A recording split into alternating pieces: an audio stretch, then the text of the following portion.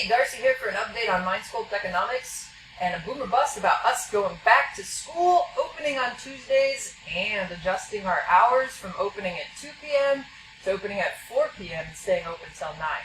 So this week was our first time being open Monday through Saturday. Normally we were closed on Tuesdays. You know, weekdays in a card shop can be kind of slow, but since we are opening after school, since Daniel and I are educators. Hey, by the way, we stood together near the front at in-service, and we made the front page of the paper for doing it.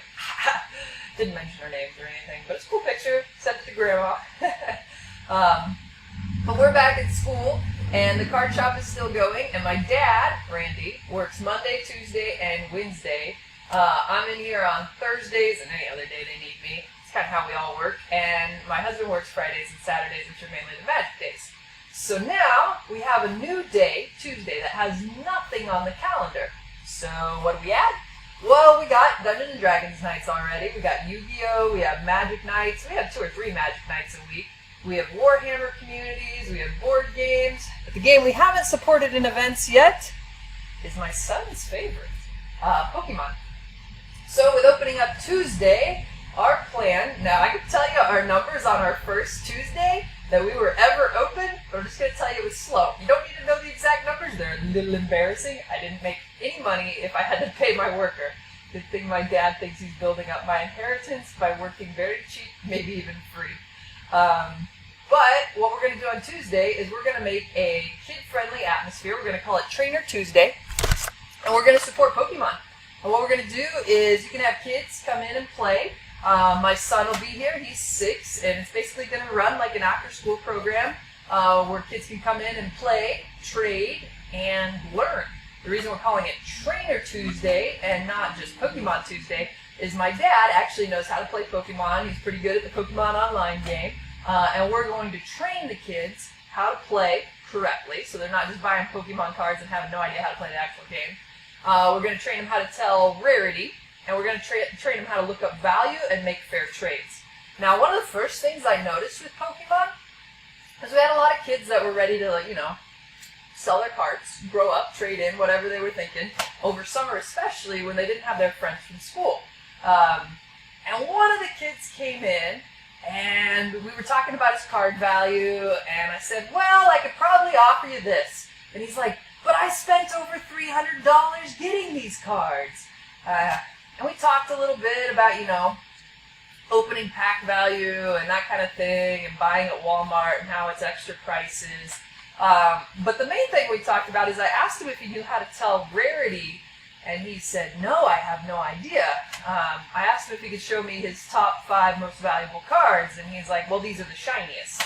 And the poor kid, he got a friend that was really excited about Pokemon at school, and he got into it, and he bought cards, and he traded with that friend. Well, if you're trading with your friend at school who knows more than you, and you don't know how to tell rarity, that might not end as pleasantly as you want when you go to trade in for value. He was kind of disappointed in what he had in value in his collection, and I don't know if he kept all his cards he opened out of his packs what he'd be at, but I do know from maybe personal experience when I was trading in middle school that if you don't know what you're doing when you're trading, somebody's probably getting a better deal than you. So Trainer Tuesday is one of our programs to stimulate being open on weekdays. Woohoo for Tuesdays! But Trainer Tuesday will have adult support. The adults will help the kids learn Pokemon. We'll try to have a more kid-centered atmosphere. Honestly, if you come in on a D&D night, we got our typical clientele of 18 to 30-year-old males. They all know each other. They're very comfortable. And bringing your 12-year-old kid in might feel a little intimidating as a parent in that type of environment.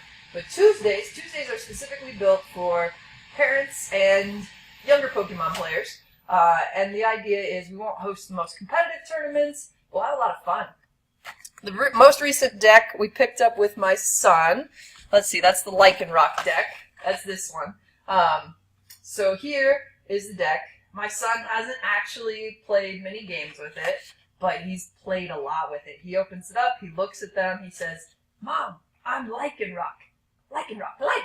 And he goes around and he pretends he's this guy, which is a really cool foil card. Check that out.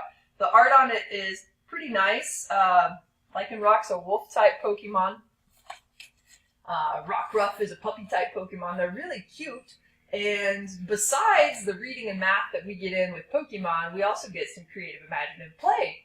Because my son plays a Pokemon game, because we watch it on Netflix a little bit too, we're able to have these imaginative shared experiences. And if I can see the card, like in Rock, I actually know what he's talking about. There are things my son wants to pretend that I have no idea how to pretend with him because I've never seen the show, never heard the reference, or it's just like in his head and he can't quite explain it to me.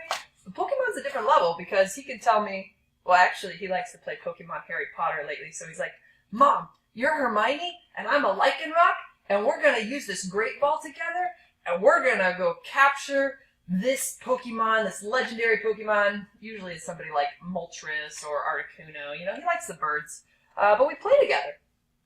And it's a real nice experience as a parent because, yes, I can give him product support. We can play games. He actually learned to multiply by Mewtwo's X-Ball ability because he was so motivated by this really cool card that he figured out how to multiply with it because it does 2 times the damage of the number of energy cards out there. Well, maybe it's 20 times. I don't know. But anyway, he knew, and he learned to multiply with it, and then he just expanded on it. And I didn't teach him how to multiply. The school didn't teach him to multiply. Mewtwo taught him how to multiply.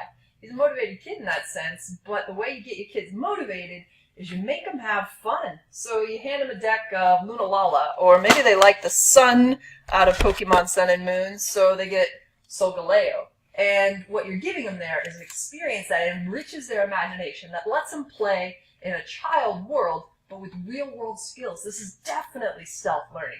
It's the phase where you put something exciting in a kid's hands, and then it's not just for fun. It's reading, it's math, it's imaginative play, it's strategy and structure and social skills, and sitting down and learning how to take turns with somebody else, and learning how to lose well, and learning how to win graciously. Pokemon is a pretty cool opportunity.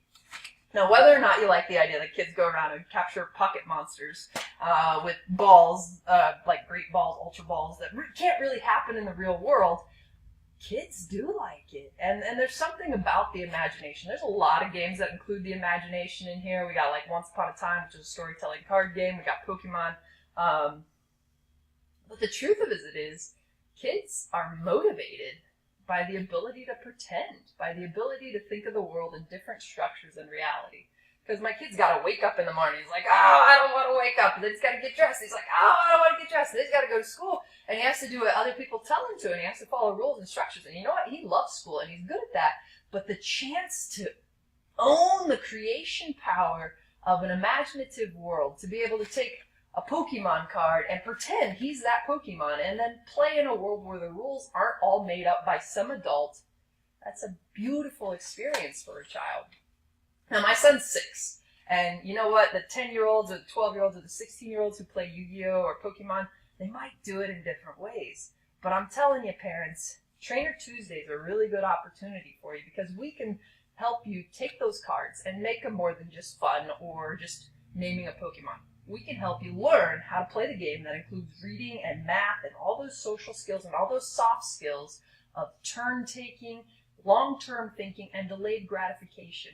You look up delayed gratification, how if you could teach it to your kids when they're young, it affects their outcomes in life. It's one of the most important skills. And honestly, I'm biased. I run a board game shop. But playing by the rules, learning to win and lose, and learning to get better over time at a structured game, like a board game, card game, miniatures game, it's worthwhile. It's incredible how it builds up. I'm rambling a little bit because I'm on my passion project, right? This is an educator and a mom sitting in front of you talking about why a card game can be worth bringing into your family. But Trainer Tuesday really is our attempt as Mind Sculpt Games to contribute to our community in a way that takes a safe place. No drugs, no alcohol. We got a roof, we got air conditioning. We keep the place pretty structured. A safe place with an adult who knows how to play, who works well with kids, who can tell the rarity, who can help you look cards up. We won't rip you off on Pokemon, I promise. We are not here to scalp you on buying your cards. What we want to do is we want to enable parents and young Pokemon fans to get the most out of the game, to get the math and the reading out of the game. There's a lot of opportunity there. And we just want to be able to share that with parents. So hopefully some of you will show up with your children on Trainer Tuesday. So this Tuesday is the first Tuesday of the school year, all academic year. We're going to have Trainer Tuesdays, which are Pokemon days at Mind Sculpt Games, 1401 Main Street in Great Bend. We would love to share our family's passion with yours and enable math and reading in your home with exciting little Pokemons like Lycanroc. See you there.